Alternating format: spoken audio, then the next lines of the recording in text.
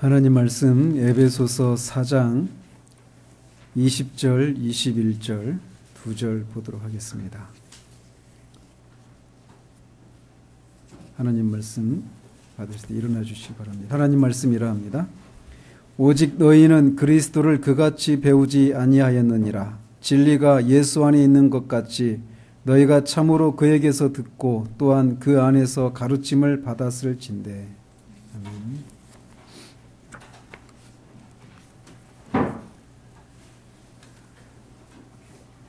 우리에게 이런 방식의 한 절 한 절 또 단어 하나 이렇게 살펴가면서 설교를 하는 방식을 강해 설교라고 합니다.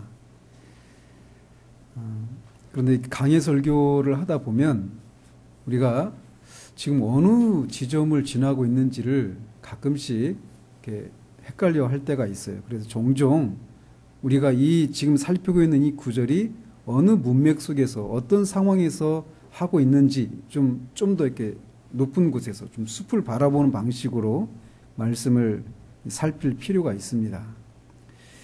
그래서 처음부터 끝까지 말씀을 드릴 수는 없고, 사도는 3장에서 교회가 영원전부터 하나님이 계획하셨던 하나님 그리스도를 통해서 나타내시고자 하셨던 그런 비밀, 영원한 비밀이었는데 사도 자신에게 나타내 주셨다라고 하는 얘기를 했습니다.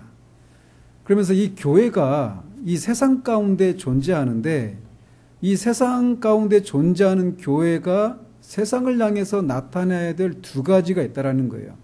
그 하나는 서로 하나 되는 것이었어요. 그리고 또 하나는 거룩한 것입니다. 그래서 우리는 그래서 사도는 교회가 하나 되어야 한다라고 하는 내용들을 3장에서부터 4장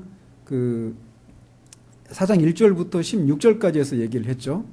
그러면서 그 하나 되어야 할 근거, 그리고 하나 될 수 있는 그 이유, 그런 내용들을 우리가 지금까지 살펴왔어요. 그리고 이제 17절부터는 새로운 단락이 시작되는데, 교회가 세상 가운데서 거룩함을 드러내야 한다라는 겁니다. 우리가 거룩함을 드러낸다라고 할 때는 소극적인 거룩함이 있고, 소극적인 측면에서의 거룩함이 있고, 적극적인 측면에서의 거룩함이 있습니다. 소극적인 측면이라고 하는 것은 무엇을 하지 말아야 한다라고 하는 것이에요. 그리고 적극적인 것이라고 하는 것은 적극적으로 무엇인가를 해야 한다라는 것입니다. 그래서 사도는 이 소극적인 측면에서 거룩함을 좇는다, 즉 무엇을 하지 말아야 한다라고 하는 것을 우리가 다음에 살펴보겠지만 옛사람을 벗어라, 이런 식으로 표현을 해요. 그리고 적극적인 거룩함을 추구하는 것을 새 사람을 입으라, 이렇게 표현을 합니다. 그러면서 옛사람을 벗는다라고 할 때 그 옛사람의 삶의 방식이 무엇이었는가를 17절부터 19절까지 해서 말을 했어요. 즉 그리스도인이 아닌 비그리스도인의 삶의 방식이 어떤 것인지, 즉 그들이 자포자기하는 심정으로 자신을 욕심을 따라서 방탕함에 내주는 그런 삶이라는 것이죠. 그리고 그런 삶을 살게 된 이유가 뭐냐? 그들이 하나님의 생명에서 떠나 있고, 그들의 마음이, 그들의 총명이 어두워지고 그들의 마음이 굳어져서 결국은 그런 삶을 살았다라는 것입니다. 그러나 이제는, 그래서 지난주에 살펴본 것은, 그렇지만 너희는 더 이상 그런 삶을 살지 않아도 되고 또 살지 않아야 될 사람이다라고 하는 사실들을 언급하기 시작한 거예요. 그러면서 지난주에는 이 동일한 본문을 통해서 비그리스도인의 비참하고 소망이 없는 삶이 우리가 살 수 있는 삶의 전부가 아니다라고 하는 사실을 그러나 너희는 이라고 하는 말을 통해서 우리에게 말해주고 있다는 것입니다. 하나님의 생명을 떠나서 텅 빈 삶, 아무런 열매를 맺을 수 없는 절망적이고 비참한 삶이 우리가 살 수 있는 삶의 전부가 아니라 그거와는 정반대되는 그런 삶을 살 수 있다라는 것이에요. 그것을 그러나 너희는 이라고 하는 말을 통해서 그렇게 살 수 있는, 그런 삶을 살 수 있는 그런 길이 우리에게 주어졌다라고 하는 데서 오는 안도, 또 그런 감사함을 그러나 너희는 이라고 하는 말을 통해서 사도가 이렇게 감춰놓고 있다라고 하는 사실을 살펴보았습니다. 비그리스도인은 하나님의 생명에서 떠나서 그의 총명이 어둡고 그의 마음이 완고해져서 이런 비참한 삶을 살 수밖에 없지만, 그리스도인은 더 이상 그런 삶을 살지 않아도 된다라는 것입니다. 그것은 그리스도에게서 배워서 그들과는 전혀 다른 소망과 생명을 누릴 수 있기 때문이라는 사실을 살펴보았어요. 그래서 그리스도인은 세상과 구별되고 대조적인 그런 삶을 살 수 있는 존재가 되었는데, 그렇게 된 이유는 그리스도는 그리스도를 배웠기 때문이다라고 하는 사실이에요. 그러면서 그리스도를 배웠다라고 하는 것이 뭐냐? 먼저는 우리 자신의 비참한 상태가 무엇인지를 배웠다라는 것이에요. 그리고 하나님이 어떠한 분이신지, 그리고 세상의 결말이 무엇인지, 그리고 무엇보다도 그리스도는 어떤 분이신지, 또 그 그리스도를 믿음으로 우리가 의롭게 된다는 사실들을 깊이 깨닫고 이해했기 때문에 우리는 비그리스도인과는 대조되는 그런 삶을 살 수 있게 되었다라는 사실들을 지난주에 말씀을 드렸습니다. 그래서 이어서, 그렇다면 그리스도인이 된 사람들은 어떻게 이런 사실들, 즉 우리 자신의 비참함과 하나님에 대해서, 세상에 대해서, 그리스도에 대해서, 또 그 비참한 삶에서 어떻게 벗어날 수 있는지에 대한 이런 진리들을 깨닫고 비그리스도인과는 구별되고 대조되는 그런 삶을 살게 되었는가라는 것입니다. 이 질문에 대해서 우리는 한 가지 대답밖에는 할 수 없는데, 그것은 바로 우리 안에서 성령께서 역사하셨기 때문이라는 사실이에요. 사도는 고린도전서 2장에서 이렇게 말을 합니다. 오직 하나님이 성령으로 이것을 우리에게 보이셨으니 성령은 모든 것 곧 하나님의 깊은 것까지도 통달하시느니라 라고 말합니다.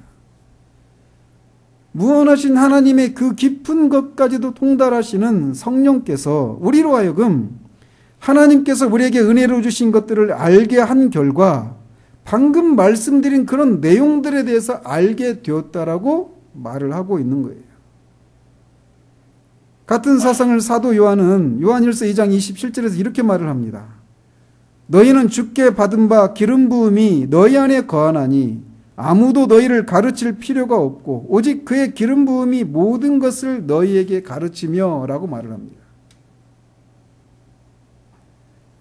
그리스도인이 아닌 사람들이 알지 못하는 그런 진리를 배움으로 인해서 그 비참한 삶을 살지 않을 수 있게 된 것은 성령께서 우리 안에서 역사하셨기 때문이라는 사실이에요.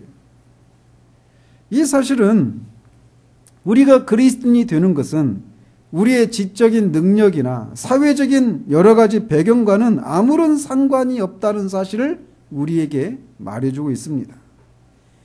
하나님의 성령은 아무리 무식한 사람이라도 그들의 어두운 마음에 빛을 비추고 총명을 주셔서 세상에서 가장 똑똑하고 철학을 논할 수 있는 그런 논리적인 사람들조차도 알지 못하는 진리들을 이해하고 깨닫게 해주신다는 거예요.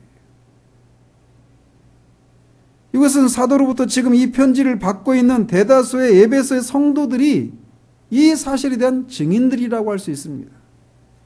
그들 중 대부분은 배움의 기회가 거의 없었던 사회적으로 가장 비천한 자리에 있었던 노예들이었습니다. 만약 그리스도인이 되도록 이끄는 이런 진리들을 아는 것이 우리의 지적인 능력에 달려있다면 에베소의 성도들은 아마도 거의 대부분 그리스도인이 될 수 없고 그들도 여전히 하나님의 생명을 떠난 사람들이 사는 그런 텅 빈 삶을, 비참한 삶을 살고 있을 수밖에 없다는 것이죠. 그러나 성령은 그 어떤 사람이라 할지라도 구원에 이르는 지식을 그들에게 알게 해주시고 깨닫게 해주실 수 있다는 것이 사실이에요. 우리는 특별히 사도가 너희는 그리스도를 이같이 배우지 않았다라고 하는 그렇게 표현한 것에 주목할 필요가 있습니다. 즉, 한 사람이 그리스도인이 될 때 얻는 그 필수적인 지식은 그리스도를 아는 지식이라고 하는 것을 강조하기 위해서 사도는 이런 표현을 사용하고 있는 것입니다. 그리스도를 아는 지식이 앞에서 비그리스도인이 살았던 삶과는 대조적인 삶을 살게 만든 것이라고 하는 것을 강조하고 싶었던 거예요. 그리스도인이 아닌 사람들의 삶은 텅 비고 자포자기의 심정으로 자신을 방탕에 방임한 삶이었는데, 그런 삶에서 돌이켜서 그와는 대조적인 삶을 살 수 있게 된 것은 그들이 어떻게 사는 것이 바른 삶인지, 즉 어떤 도덕적이고 윤리적인 가르침, 그런 지식들을 얻어서 그들과는 대조되는 삶을 살 수 있게 된 것이 아니라 그리스도를 아는 지식을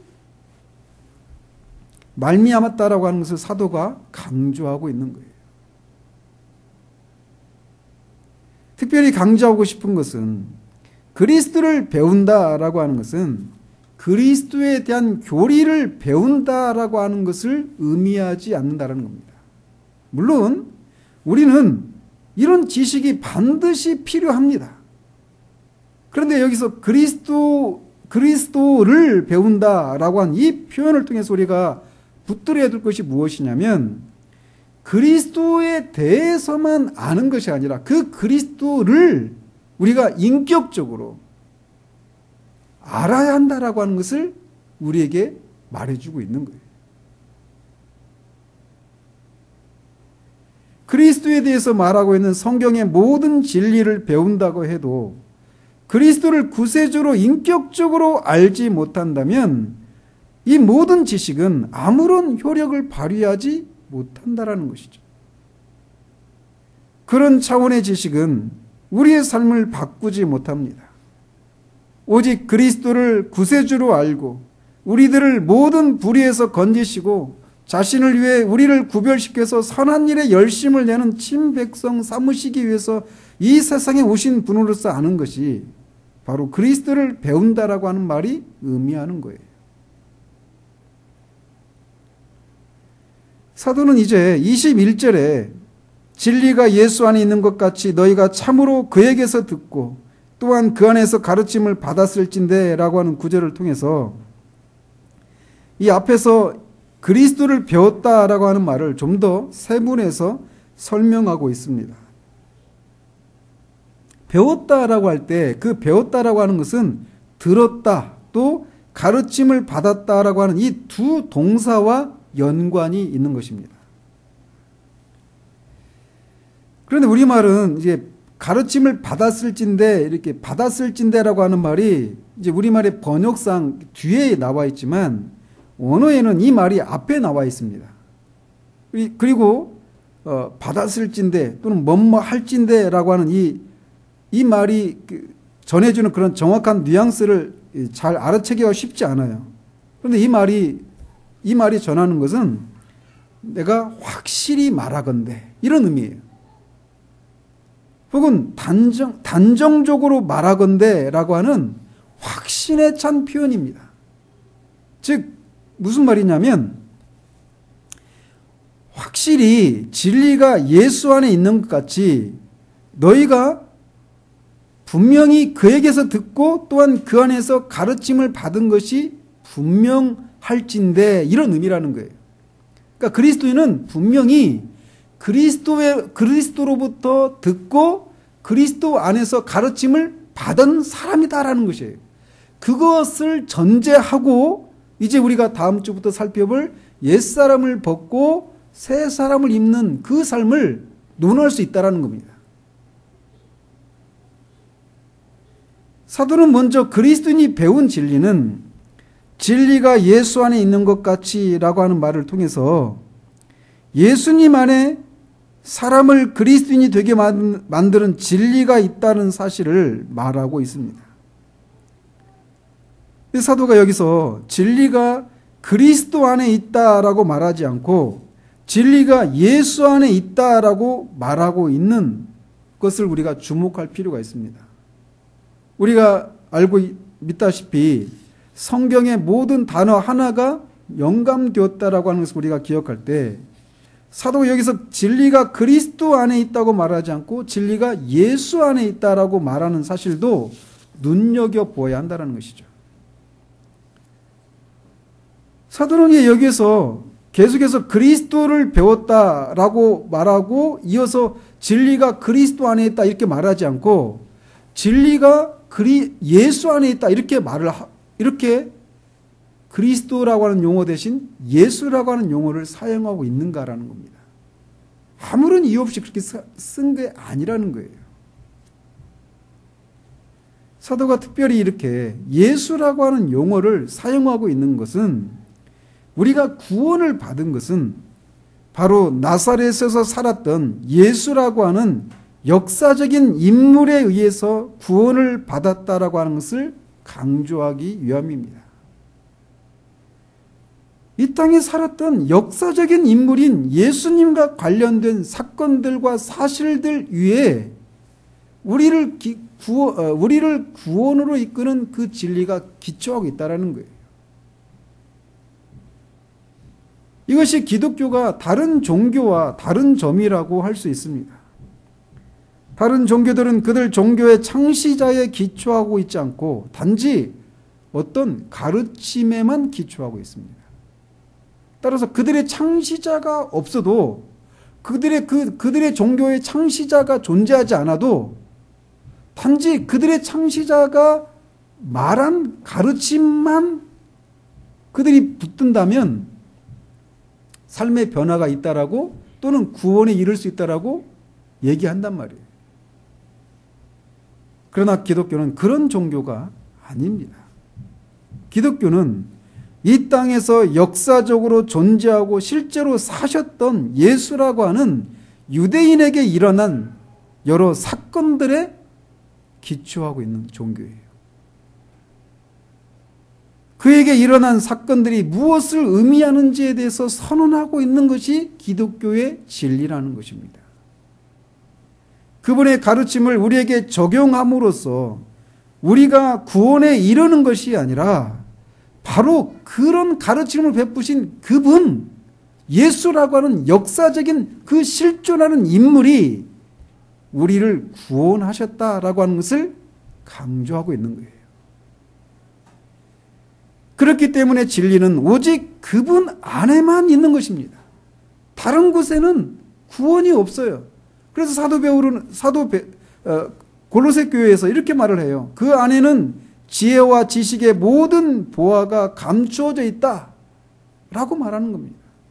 그리고 사도 베드로는 천하에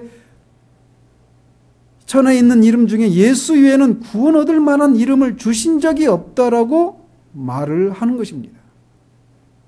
구원에 이르는 진리는 오직 예수 안에 있는 것이에요. 진리가 예수 안에 있다라고 하는 말은 다른 말로는 예수 안에 있는 진리라고도 표현할 수 있습니다. 다시 한번 강조드리지만 구원은 예수라고 하는 역사적인 인물에 의해서 주어진 것입니다. 이미 유럽이나 미주에서는 역사적인 예수라고 하는 그런 신학적인 논쟁이 오래전에 있었습니다. 소위 현대 신학자들이라고 하는 사람들은 중요한 것은 예수라고 하는 인물이 전해준 가르침이 메시지가 중요하지 그에게 일어난 역사적인 사건들은 중요하지 않다라고 주장해 왔습니다. 그러나 기독교는 역사적인 인물인 예수라고 하는 유대인 안에 우리의 믿음의 기초를 확고하게 세우고 있다라는 거예요. 그래서 우리는 매 예배 때마다 동정녀 마리아에게 나시고 본디오 빌라도에게 고난을 받으사 십자가에 못 박혀 죽으시고 장사니 살만의 죽은 자의 가운데서 살아나셨다라고 하는 이런 신앙 고백을 하는 것입니다. 2000년 전에 유대 땅 베들레헴의 한 마구간에서 마리아라고 하는 여인이 한 어린 아이를 분명히 낳았다라는 거예요. 그 낳은 사실 증인들이 많습니다. 목자들과 동방박사들과.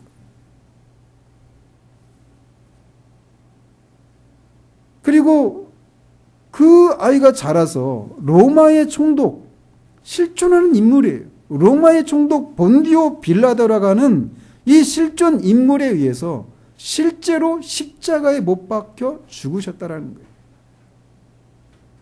이 모든 사실들은 역사적인 그런 사실입니다.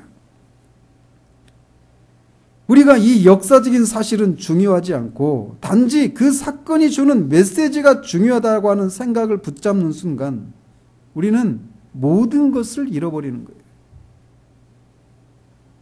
그래서 여러분들이 이런 말씀들을, 이런 가르침들을 듣고 있지 않지만 이미 신학의 그 아주 큰 흐름이 그렇게 흘러가고 있단 말이에요. 그런 것이 유럽의 교회를 죽였어요. 기독교는 역사적인 인물과 그를 둘러싼 역사적인 사건에 신앙의 기초를 두고 있습니다. 따라서 사도가 여기서 진리가 역사적인 인물인 예수 안에 있다라고 말하는 것은 그런 의미에서 매우 중요한 의미가 담겨 있는 거예요. 우리를 구원으로 이끄는 모든 진리는 역사적인 예수 안에 있습니다. 그 예수가 우리의 구원자입니다. 우리를 구원에 이끄는 진리가 예수 안에 있다라고 하는 것은 다른 측면에서는 예수 그리스도에 대한 모든 진리를 우리가 받아들여야 한다라고 하는 것을 의미하기도 합니다.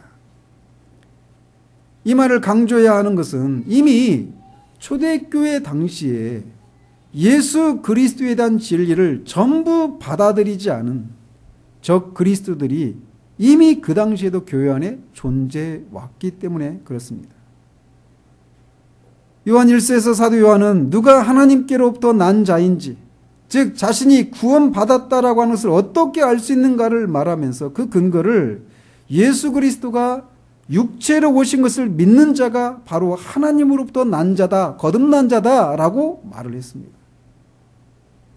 사도 요한이 이런 말을 할 수밖에 없었던 이유는, 해야만 했던 이유는 당시에 이미 장차 우리가 영지주의자들이라고 불리는 초기 영지주의자들이 있었기 때문이에요. 그들은 예수님을 육체로 오신 하나님으로 보지 않고 단지 사람의 모습을 취하고 있었을 뿐 실제 인간은 아니었다라고 하는 소위 가연설을 주장을 했습니다. 그들은 성육신이나 동정녀 탄생과 같은 것들을 믿지 않았던 거예요. 그렇기 때문에 사도 요한은 그의 첫 번째 서신의 시작부터 그가 예수를 직접 보고 듣고 만지고 교제를 나누었다라고 하는 사실을 언급함으로써 그의 서신을 시작하고 있는 것입니다. 따라서 우리는 예수 그리스도 안에 있는 모든 진리를 받아들여야 하는 거예요. 그렇다면 우리가 모두 받아들여야 할 예수 안에 있는 진리는 어떤 것들이 있을까요? 먼저 우리가 받아들여야 할 진리는 예수 그리스도는 이 땅에 존재했던, 실제로 사셨던 우리와 똑같은 성정을 가지시고, 물론 죄는 없으셨지만 참 사람이셨던 그 예수라고 하는 실존 인물은 하나님을 계시하는 분이라고 하는 사실들을 우리가 받아들여야 합니다. 사도 요한은 본래 하나님을 본 사람이 없으되 하나님 품속에 있는 독생하신 하나님이 나타내셨다라고 말을 합니다. 즉 이 땅에 역사적으로 존재하셨던 예수님은 보이지 않는 하나님이 어떤 분이신지, 또 그분의 뜻이 무엇인지를 나타내시는, 계시하시는 분이라고 말을 하고 있는 거예요. 요한복음의 주제가 바로 이것입니다. 사도 요한은 오직 이것을 기록함은 너희로 예수께서 하나님의 아들 그리스도이심을 믿게 하려 함이요 또 너희로 믿고 그 이름을 힘입어 생명을 얻게 하려 함이다라고 말하면서 요한복음을 기록한 목적을 이렇게 말을 하고 있습니다. 그래서 요한복음을 읽으면 우리는 곳곳에서 나를 본 자는 아버지를 보았다라고 말씀하십니다. 나와 아버지는 하나다라고 말씀하십니다.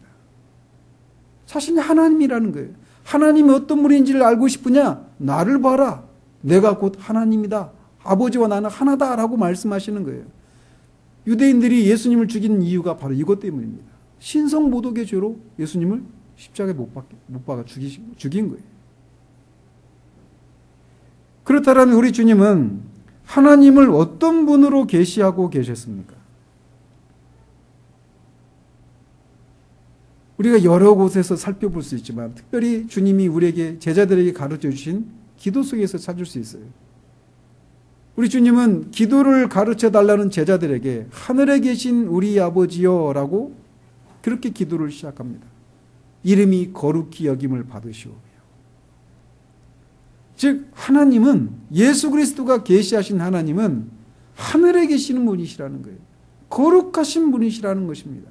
우리와는 초월해 계시는 그런 하나님이시라는 거예요. 거룩하신 분이시라는 것입니다. 오늘날 하나님을 맘씨 좋은 이웃집 할아버지와 같은 그런 분이 하나님이 아니시다라는 것입니다. 하나님은 하늘에 계신 분, 우리와는 다른 거룩하신 분이시기 때문에 그분은 모든 존귀와 영광과 경배를 받아 마땅한 분이시라고 우리 주님은 드러내셨어요. 또한 바로 그런 하나님이 독생자인 자신을 이 땅에 보내셔서 그를 믿는 자마다 멸망하지 않고 영생을 얻게 하시고자 하시는 사랑의 하나님이라는 사실도 말씀하셨습니다. 또한 그 하나님은 사람의 행위에 따라 심판하시는 공의로운 분이라는 사실도 드러내셨습니다.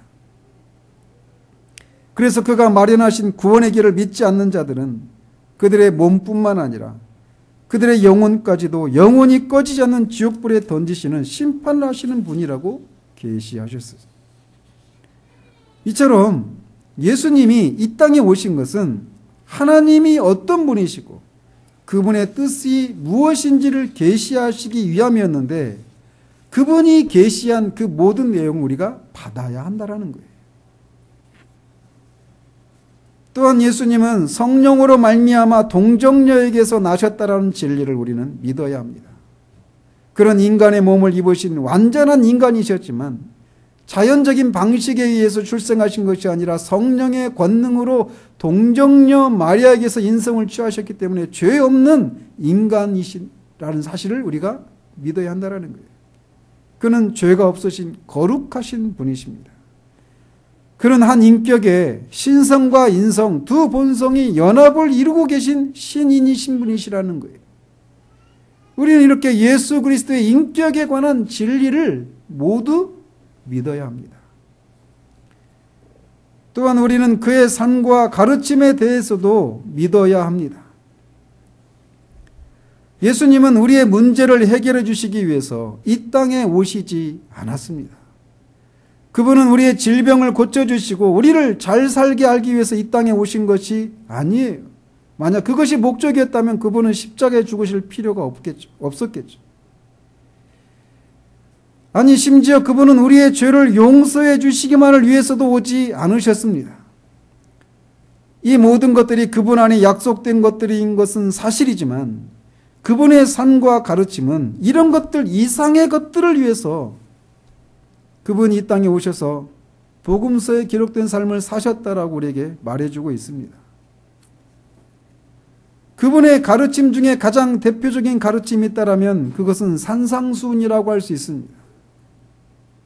제가 마태복음을 강해하면서도 말씀드렸지만 오늘날 산상수훈에 대해서 피상적으로만 알고 있는 사람들은 인류가 이런 삶을 살기만 한다라면 이 땅이 유토피아적인 그런 지상 낙원이 될 것이라고 생각하면서 이런 삶을 살 것을 권하고 있습니다. 그러나 산상수훈이야말로 인간이 어떤 존재인지를 적나라하게 말해주는 것이 없다고 할 수 있습니다. 즉 거듭나지 않은 인간은 도무지 그런 삶을 살 수 없다는 사실. 아니 좀 더 정확하게 말하자면 거듭났다 하더라도 매 순간 성령을 의지하지 않으면 도무지 그런 삶을 살 수 없는 것이 인간의 실상이라고 하는 것을 우리에게 말해주고 있어요. 주님은 산상수훈의 처음 부분에서 소위 우리가 팔복이라고 부르는 것들을 말씀하셨습니다. 그분은 어떤 사람들이 복이 있다라고 8가지를 말씀하고 계시는데 오늘날 오늘날 뒤틀린 가르침이 난무하고 있는 기독교가 복이 있다라고 생각하는 것과는 거리가 멀다라는 사실이에요. 오늘날 대세인 가르침은 거룩함과 경건을 진작하는 가르침이 아닙니다. 처음에도 말씀드렸지만 사도가 지금 너희가 그리스도를 배웠다. 그러나 너희는 그리스도를 그같이 배우지 아니하였기 때문에 더 이상 그리스도인이 아니었었던 때 그런 삶을 살아서는 안 된다. 즉 거룩한 삶을 살아야 한다라고 하는 그런 가르침을, 그런 얘기를 하면서 이 부분을 다루고 있다는 사실들을 기억하십시오. 다시금. 즉 예수님의 삶과 가르침을 통해서 결국 주님이 우리에게 의도하신 것이 무엇이냐? 우리로 하여금 거룩한 삶을 살도록 하기 위한 것이라는 거예요. 그래서 그분의 가르침을 우리는 있는 그대로 받아들여야 한다는 것입니다. 그런데 오늘날 예수님의 삶과 가르침을 그렇게 받아들이지 않고 있는 현실이 있다는 거예요. 주님은 심령이 가난한 자가 복이 있다라고 말씀하셔요. 애통하는 자가 복이 있다라고 말씀하십니다. 온연자가 복이 있다라고 말씀하셔요. 왜? 심령이 가난하다라고 하는 것은 자신이 정말 하나님 앞에 절망적인 존재에서 하나님의 은혜가 아니면 도무지 하나님 앞에 설 수 없다라고 하는 그 사실을 깨닫는, 자기 절망 가운데서 하나님 앞에 영적인 측면에서 거지와 같은 심령으로 하나님의 은혜를 간구하는 자, 그가 바로 복이 있는 자라고 주님이 말씀하신단 말이에요. 자신 안에 있는 그런 절망적인 상태를 인해서, 죄를 인해서 애통하는 자, 자신의 삶과 존재를 통해서 하나님을 영화롭게 할 수 있는, 기쁘시게 해드릴 수 있는 그런 삶을 살 수 없는 절망적인 그런 연약함을 인해서 애통하는 자, 그가 복이 있다라고 주님이 말씀하셔요. 자기 주장을 내세우고 자신만만한 사람이 복이 있는 것이 아니라 하나님의 판단에 전적으로 자신을 내어 맡기고 하나님이 자신에게 행하시는 모든 것이 선하다고 하면서 하나님의 손에 자신을 온전히 맡기는 온유한 사람이 복이 있다라고 주님이 말씀하신단 말이죠. 그런데 오늘날 그런 가르침이 대세가 아니라는 거예요.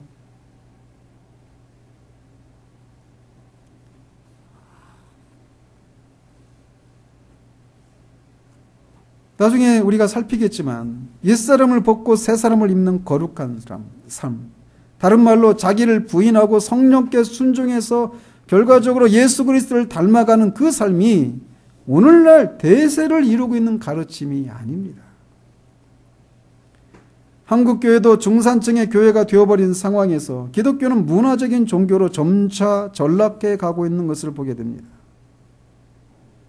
얼마 전에 강남의 유명한 교회에서 목회하고 있는 분에 대한 얘기를 들었어요. 저도 개인적으로 어느 정도는 알고 있는 분인데 그분이 그래도 기독교의 본질적인 가르침들을 베풀려고 애를 쓰는 분으로 저는 알고 있어요. 그런데 그 교회에 그분이 그 교회에 청빙받아 갔는데 그 기존의 그 교회 그 안에 있는 어떤 그 지도급의 그 성도들이 목사님은 그냥 우리가 하는 대로 가만히 지켜보기만 하라는 식으로 말을 했다라는 거죠. 이것은 신앙생활을 우리가 알아서 할 테니까 목사님 우리 방식의 신앙에 대해서 너무나 많은 터치를 하지 말아달라고 하는 점잖은 경고로 저는 들었어요. 근데 이것이 오늘날 대세인 시대라는 겁니다. 그러나 우리 주님이 팔복에서 어떤 사람이 복된 사람인가를 사람이라고 말하고 있는가를 우리가 살핀다면 오늘날 대부분의 자칭 그리스도인이라고 말하는 사람들의 신앙이 주님이 복되다고 말씀하신 것과 얼마나 큰 차이가 있는지를 알 수 있다는 겁니다.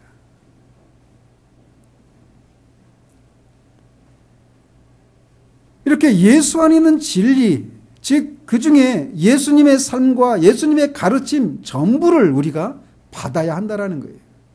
그 중에 일부만을 취하거나 또는 왜곡해서 우리 방식대로 소위 내가 복음을 만드는 그런 방식으로 믿는 것은 예수를 그리스도를 배웠다라고 말할 수가 없다라는 것입니다. 그분의 삶과 가르침을 우리는 모두 받아들여야 할 뿐만 아니라 그분의 죽으심과 관련된 진리도 우리는 모두 받아들여야 합니다. 그분의 죽으심은 자신의 죄로 인한 죽음이 아니라 많은 사람의 대속물로 죽으신 것이라는 사실을 받아들여야 합니다. 특별히 그분이 십자가에서 죽으신 것은 하나님이 사랑의 하나님이실 뿐만 아니라 죄에 대해서 반드시 심판하시는 공의의 하나님이라는 사실을 드러내는 것을 의미하고, 그분이 십자가에 죽으신 것은 구원받은 우리로 하여금 우리를 깨끗하게 하고 선한 일에 열심을 내는 친백성을 삼기 위함이다라고 하는 이 사실을 받아들여야 한다는 거예요. 즉, 거듭 말씀드리지만 교회는, 이 땅에 존재하는 교회는 하나됨과 거룩함을 드러내야 하는데, 그분의 죽으심에 관한 진리조차도 우리로 하여금 거룩한 삶을 살도록 하는 것을 지향하고 있다는 것이에요. 또한 우리는 그분이 죽은 자 가운데서 부활하신 것이 우리를 의롭다 하기 위함이고 우리를 새 생명 가운데서 행하도록 하기 위한 것이라는 진리를 받아들여야 합니다. 그분의 죽으심은 하나님의 공의와 율법의 요구를 만족시켰다라고 하는 것을 증거하는 것인데, 바로 그 증거가 뭐냐? 그분이 죽은 자 가운데서 다시 살아나셨다라는 진리라는 거예요. 그 결과 우리를 의롭다 하실 뿐만 아니라 우리를 거룩하신 하나님 앞으로 인도하기 위해서 살아나셨기 때문에 우리는 그분 안에 있는 이런 가르침, 부활에 관한 가르침을 우리가 받아들인다면 거룩한 삶을 살게 되어 있다는 겁니다.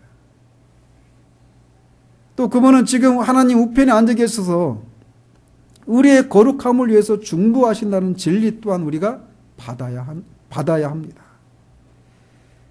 마지막으로 그분은 교회에 성령을 보내셔서 교회로 하여금 죄와 사탄에 대해 싸우고 거룩한 삶을 살도록 하신다라고 하는 진리 또한 받아들여야 합니다.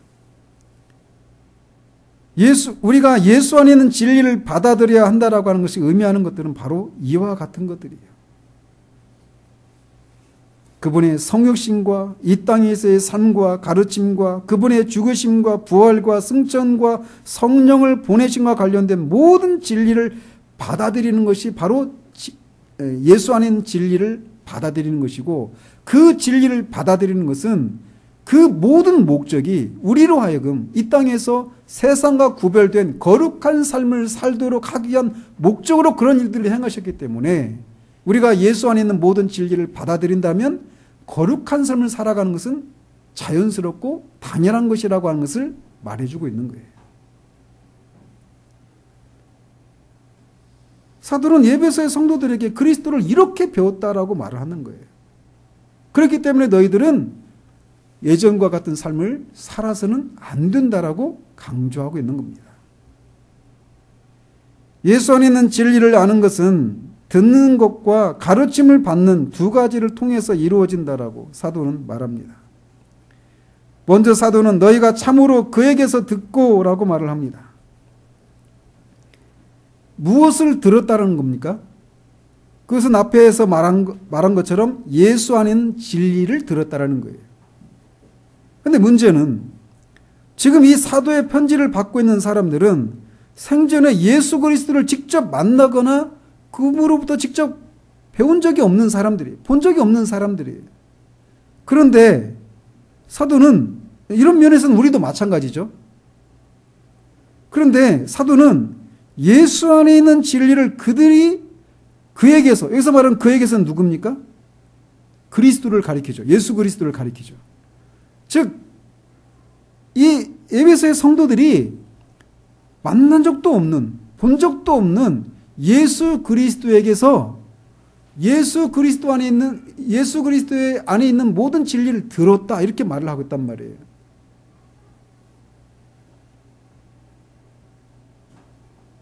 결국 사도가 말하고 있는 것은 예수 그리스도로부터 보냄을 받은 사도 자신으로부터 예수 그리스도에 대한 메시지를 들었다라고 하는 것을 의미하는 겁니다.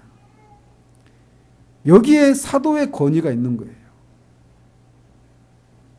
사도는 왕이신 예수 그리스도의 메신저들입니다. 사자들이에요. 그래서 그들이 전하는 메시지는 그들을 보내신 예수 그리스도가 전하는 메시지인 거예요. 따라서 사도들로부터 예수 그리스도에 대한 진리를 들었다면 그것은 곧 예수 그리스도로부터 예수 그리스도에 대한 진리를 들은 것과 마찬가지라는 겁니다. 그런데 문제는 사도가 예수 그리스도에 대한 진리를 전했는데 모든 사람들이 그것을 진리라고 받아들였느냐라는 겁니다. 우리는 그렇지 않다라고 말을 할 수밖에 없어요.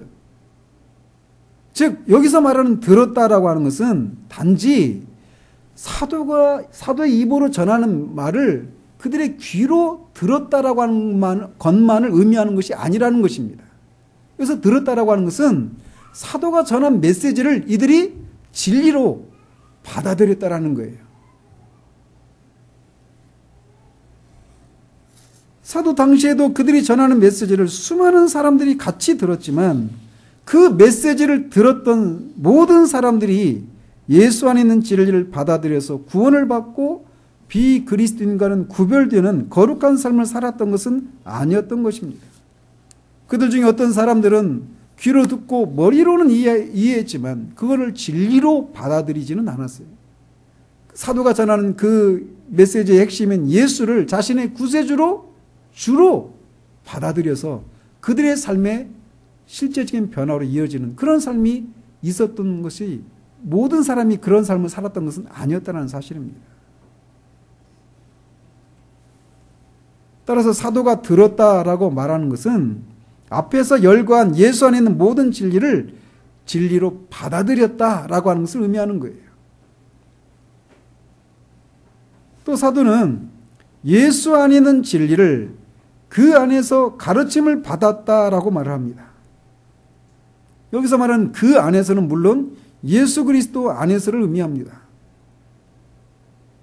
이것이 의미하는 것도 매우 중요한데 그것은 앞에서 열거한 예수 그리스도에 대한 진리, 즉 성육신과 그의 삶과 가르침과 죽으심과 부활과 승천과 성령을 보내심과 관련된 그 모든 진리를 자신과 무관하게 객관적으로만 혹은 그 진리 밖에서 그 진리를 배웠다라고 하는 것을 의미하는 게 아니라는 거예요. 이게 무슨 말이냐? 서양 속담에 이런 속담이 있어요.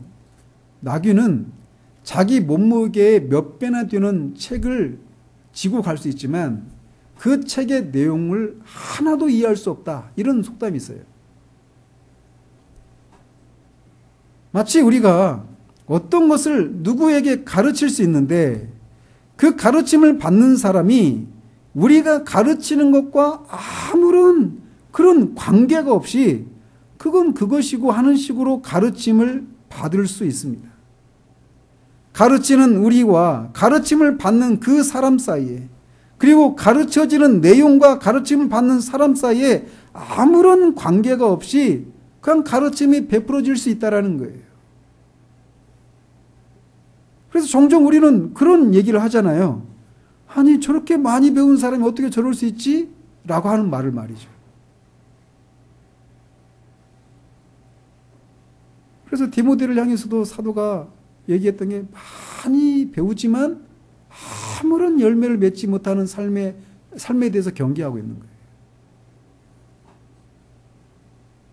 그래서 그런 측면에서 그는 그런 방식으로 배운 사람은 배운 것 밖에 있다라고 말할 수 있단 말이죠. 그런데 사도는 그리스도인은 그리스도 안에서 예수 안에 있는 모든 진리를 가르침을 받았다라고 말함으로써 그리스도인은 다른 사람이 아니라 그리스도 예수에 대한 진리가 그 안에서 실제적으로 역사에서 그에게 생명과 자유함을 가져다 준 사람이라고 하는 것을 말하고 있는 것입니다. 그리스도인에게 그리스도에 대한 진리는 그 사람의 존재와 무관한 것이 아니라 그 사람이 그리스도 안에서 그리스도가 주시는 생명과 영양분을 공급받는 방식으로 받아들였다라는 것이에요. 그리고 이것이 가능한 것은 처음에 말씀드린 것처럼 성령의 역사를 통해서 가능한 것입니다. 성령의 역사하심을 통해서 그리스도에 대한 진리가 어떤 사람에게는 그 진리가 자신에게 자유함과 생명을 가져다 주는 거예요. 그러나 어떤 사람은 그 진리를 가르침 받긴 하지만 성령의 역사가 없기 때문에 그 가르침이 자신에게 아무런 영향을 미치지 못하는 겁니다. 그저 들을 뿐입니다. 그저 알고 있을 뿐이에요. 아무런 변화도 아무런 열매를 맺는 그런 삶으로 이어지지 않게 된다는 것이죠. 따라서 그리스도인은 그리스도를 배우되 그리스도 안에서 가르침을 받아서 그 진리가 그 사람 안에서 역사한 사람이기 때문에 거룩한 삶을 살아가는 것은 필연적이라고 하는 것을 말해주고 있는 거예요.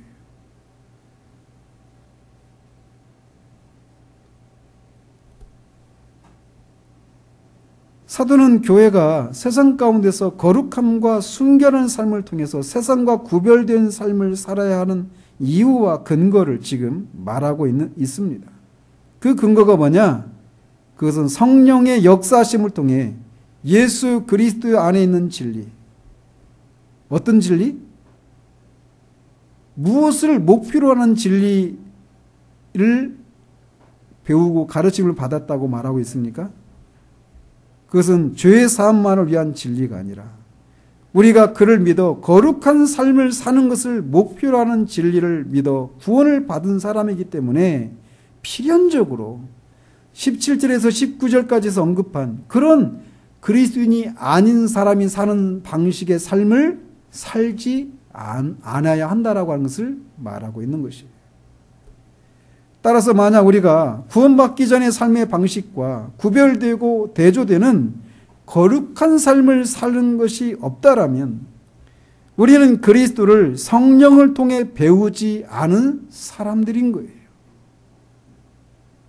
또 반대로 우리가 거룩한 삶을 향한 소망과 분투가 있다면 그것은 우리가 성령을 통해 그리스도를 제대로 배운 것이 되는 겁니다. 여러분은 그리스도를 배웠습니까? 여러분은 그리스도로부터 그에 대한 진리를 들으셨습니까? 여러분은 그리스도 안에서 예수 그리스도에 대한 진리를 가르침을 받았습니까? 그래서 죄의 사함과 생명과 자유함뿐만 아니라 세상과는 구별되는 거룩한 삶이 여러분들 가운데 있습니까? 이게 바로 그리스도인이라는 거예요. 그리스도는 성령의 역사를 통해서 그리스도를 배우고 그 배운 진리가 그 안에서 역사해서 그리스도를 배우기 전과는 다른 그리스도를 그같이 배우지 아니한 그런 삶의 모습들이 자연적으로 필연적으로 따라 나와야 하는 사람이 그리스도인이라고 사도가 말하고 있는 겁니다. 기도하겠습니다.